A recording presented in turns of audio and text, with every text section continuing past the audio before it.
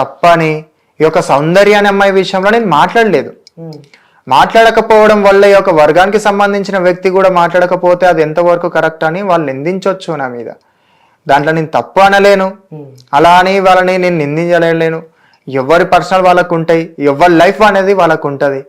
So అక్కడ నన్ను అనడంలా వాళ్ళకు నేను రియాక్ట్ కాకపోవడమేమో, ఈ అమ్మాయి విషయంలో ఎవరైతే ఉన్నారో అమ్మాయి విషయంలో నేను రియాక్ట్ కాకపోవడమేమో, సో తను ఇన్స్పిరేషన్ గా తీసుకొని అట్లా చేసింది అన్నందుకు నేను రియాక్ట్ కాకపోవడమేమో, నువ్వు ఎవరు అసలు నా పేరు ఎందుకు అట్లా ఎందుకు నన్ను ఇన్స్పిరేషన్ గా తీసుకున్నావు అని అడగకపోవడం వల్లనేమో వాళ్ళు అట్లా అయ్యి ఉంటారేమో. కానీ నన్ను ఎక్కడ నేను తప్పు కాదు, నా దేవుడు నాకు తెలుసు, నా శివయ్య నాకు తెలుసు. ఎందుకంటే శివయ్య అనంగా ఎల్లమ్మనంగా మల్లనంగా చాలా గొప్ప చరిత్ర ఉన్నది వాళ్ళకు. ఆ చరిత్రతోని మనందరం ప్రతి ఒక్కరు శివశక్తి అనుకుంటూ వచ్చినాం. శివశక్తి అంటే శివాంశం మీదంగా అమ్మవారు పార్వతీదేవి అంశం మీద పుట్టినటువంటి పేర్లు, ఆ రెండు కలిస్తేనే శివశక్తి. ఆ యొక్క కల్చర్ గురించి మనం ముందుకు తీసుకొస్తాం, అదే శివశక్తి. మన సనాతన ధర్మం గురించి మనం గొప్ప చూపిస్తాం, అదే శివశక్తి. ఆ యొక్క శివశక్తికి సంబంధించి మనం ఇంత గొప్ప చూపించుకోవడంలా ఆ తప్పులు అనేవి అవుతుంటాయి పోతుంటాయి. వర్గంలో ఏ వర్గంలోనే మంచి చెడు అనేది ఉంటది. ఇంకా అది తక్కువ చేద్దాము ఎక్కువ చేద్దాం అనే విషయాలలో అట్లా చెప్తుంటారు. కానీ నాకు మాత్రం చిన్న ఇక ఎదుగుతుంటే వరవలేని వారని నేను అనలేను, అది మీకు తెలుసు. ఎందుకంటే ఒక మనిషికి ఎదుగుతుంటే ఏమైతే అనేది మీకు తెలుసు. ఎందుకంటే మీరు కష్టపడేసి వస్తే ఆ విలువ అనేది మీకు అర్థమైపోతుంది.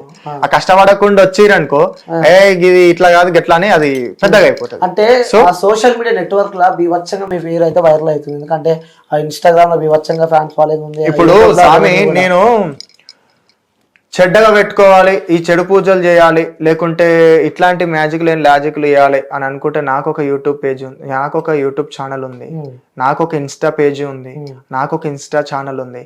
అందులో ఫాలోవర్స్ ఫేమ్ కోసం రావాలి, నేను పైనకి రావాలనుకుంటే ఈ రోజుకి ఇట్లా ఈడ కూర్చొని నేను చెప్పకపోతుండే, అవే వీడియోలు పెట్టి ప్రజలందరూ పిలుచుకుంటుండే. కానీ ఇక్కడ నేను వీడియోలు మీరు కరెక్ట్ చూసుంటే ఇవి మీరు తెలుసుకోండి, ఇవి వేసుకోండి, పండుగలకి ఇట్లా వేసుకోండి, పండుగలకి ఇట్లా వేసుకుంటే మీ గురువులు వచ్చి చేస్తారు, మంచిగా చేస్తారని నేను చెప్పిన వీడియోలో. పండుగల గురించి చెప్పిరా, నేను అవి చెప్తుంటే అవి చూడకుండా మీరు వాస్తవమా అవాస్తవమా, మీరు నిజమా మీ చెడు అనేది తీసుకుంటూ వస్తారు. నేను ఇక్కడ కూడా ఈ రోజు నేను తినలేదు, నాకు కొంచెం నీరసం అనేది ఉంది, నాకు ఇంకోటి హెల్త్ ఇష్యూ అనేది ఉంది, నేను మాట్లాడలేకపోతున్నా. మీరు మాట్లాడుతుంటే చూడండి నా నోరు కూడా ఎట్లున్నది అనేది, ఇట్లా అక్కడ నాకు అనేది కొంచెం ఉన్నాయి. సో నాకు కూడా హెల్త్ ప్రాబ్లం అనేది ఉంటది. అక్కడ మీరు నేను ఏం చెప్తున్నా అనేది మీరు ఆ కాన్సెప్ట్ చూడకుండా మీరు తప్పు చూసి నన్ను తప్ప అని శివశక్తి కాదా అని దేవుడు రాడాన్ని నిందిస్తే ఈ రోజు దేవాన దేవతలకే నిందలు తప్పలేదు, ఆ రోజు ఎల్లమ్మ తల్లికే నింద తప్పలేదు.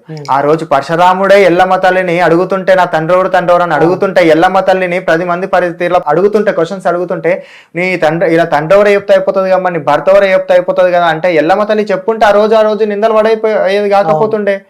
ఆమె చెప్పుకోలేదు, చెప్పుకోకపోవడానికి రీజన్ ఉంటది. అమ్మవారు చెప్పలేదంటే సత్యం ఉంటది. అమ్మవారిని తీసుకొచ్చి తప్పుగా చూపిస్తే నేను ఎట్లా చెప్పాలి?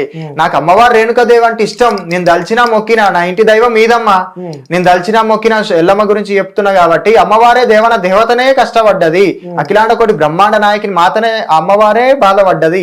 నరులో మనం ఎంత నిందలేయాలనుకుంటే వేస్తూనే ఉంటారు. అమ్మవారి మీదనే పడ్డది, శివయ్య మీదనే పడ్డాయి.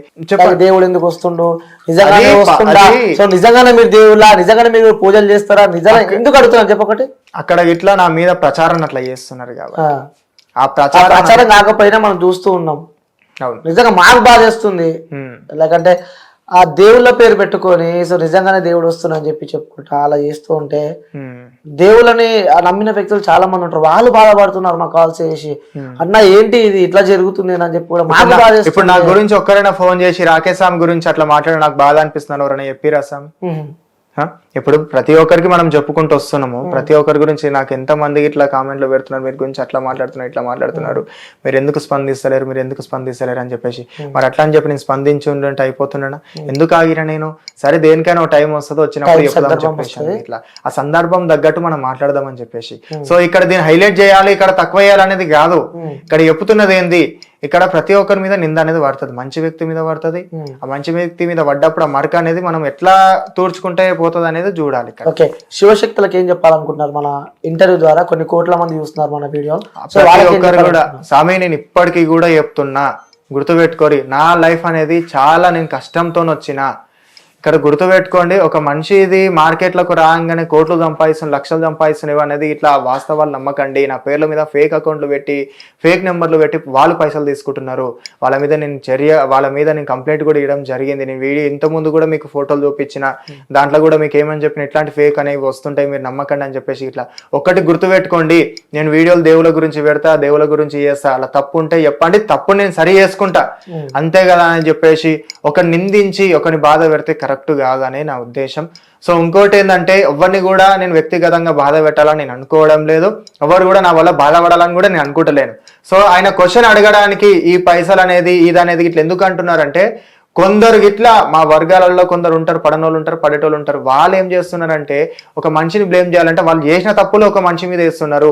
నేను చేసిన తప్పులు నీ మీద వేసి నేనంట, నువ్వు ఒకరినేమో చేసినావంటగా, ఇదేదో చేసినావంట కదా, అదేదో చేసినావంటగా అని చెప్పేసి అంటే, మీరు అక్కడ ఏం చేస్తారు? నేను చేయలేమి చేయలే అంటే ఎవరు నమ్ముతారు?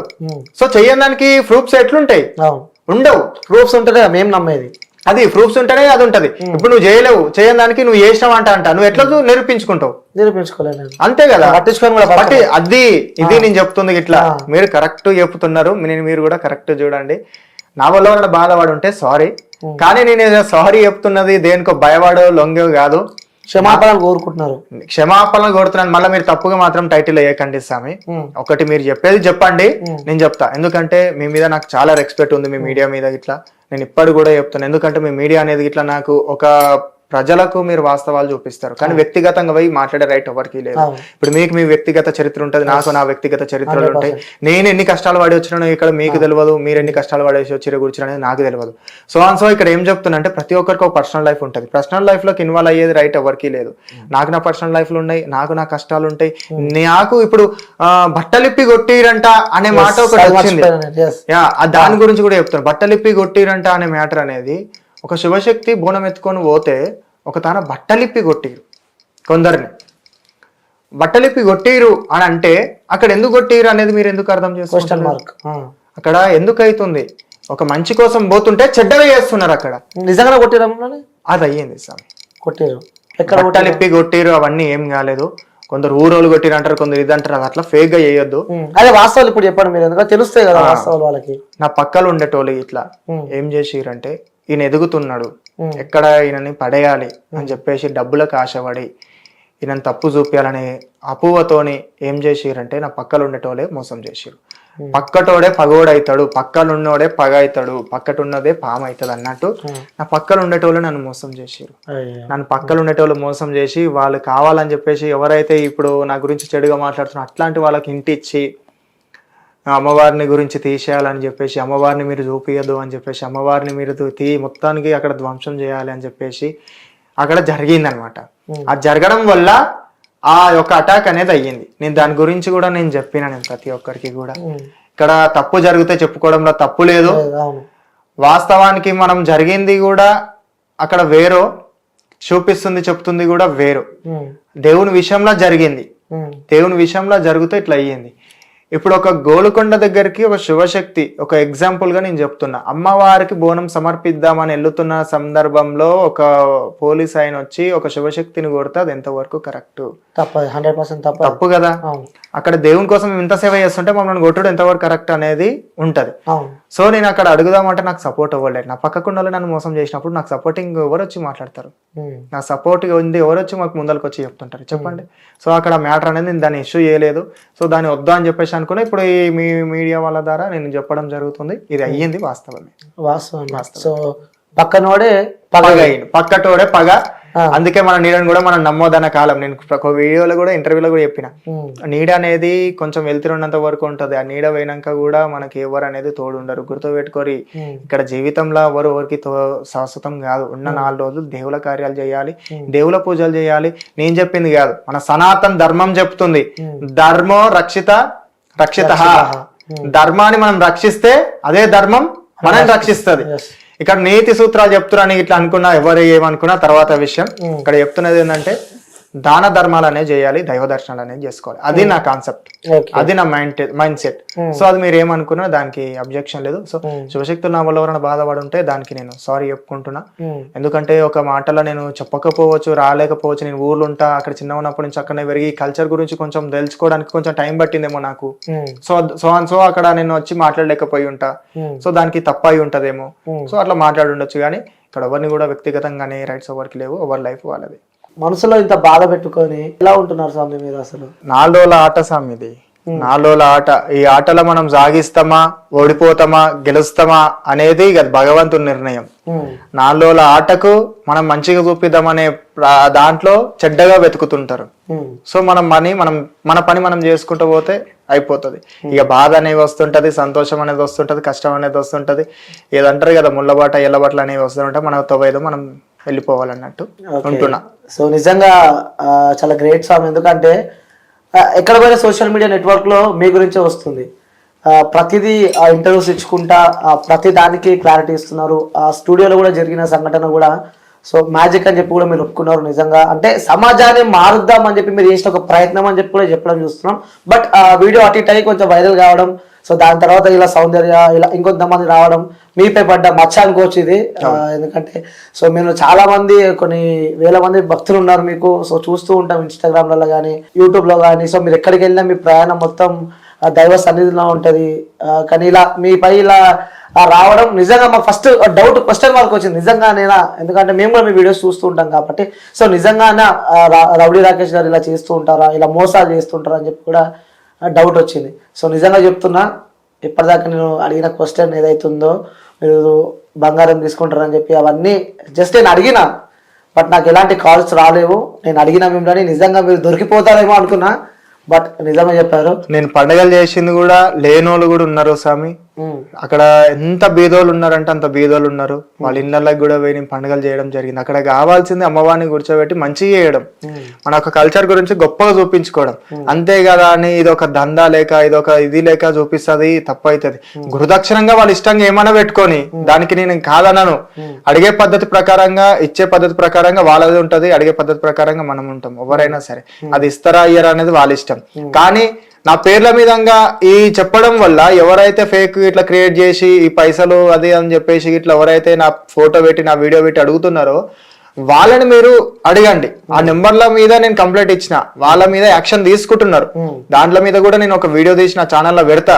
నేను దాని గురించి కూడా, నా ఛానల్ గురించి కూడా ఛానల్లో చాలా సార్లు చెప్పిన, ఇట్లాంటివి నమ్మకండి, వీళ్ళకి ఫోన్ చేయకండి, మార్కెట్ లో ఇట్లాంటి వాళ్ళు ఉంటారు అని చెప్తే అది కూడా తీసి వాళ్ళ ఛానల్లో పెట్టుకొని రౌడీ రాకేష్ అని పెట్టేసి దందా నడిపిస్తున్నాడు, ఇట్లా చూపిస్తున్నాడు. అది నాకు చాలా బాధ అనిపించింది. అందుకు నేను రావడం జరిగింది. దీని గురించి నేను పర్టికులర్ గా ఎక్స్ప్లెయిన్ చేయడానికి వచ్చిన. ఆ వీడియోలలో కూడా లాజిక్ లేని మ్యాజిక్ అని చెప్పేసి కూడా నేను చాలా చెప్పిన, ఎక్స్ప్లెయిన్.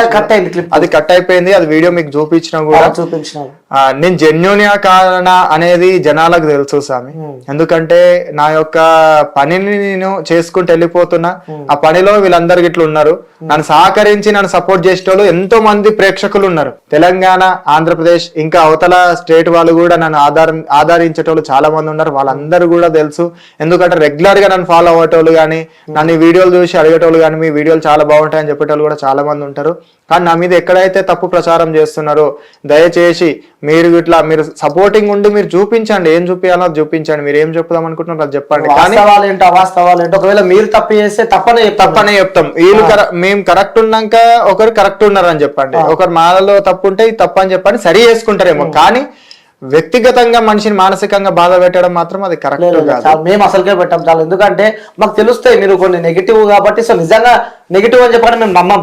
సో నాలా ఏ యాంకర్ అయినా సరే, ఏ జర్నలిస్ట్ అయినా సరే, సో ఒక వ్యక్తి మాటలని మేము నమ్మము. ఎందుకంటే 2 వర్షాలు తీసుకుంటాం. సో ఎవరిది కరెక్ట్ అనిపిస్తే వాళ్ళదే కరెక్ట్ అని చెప్తాం.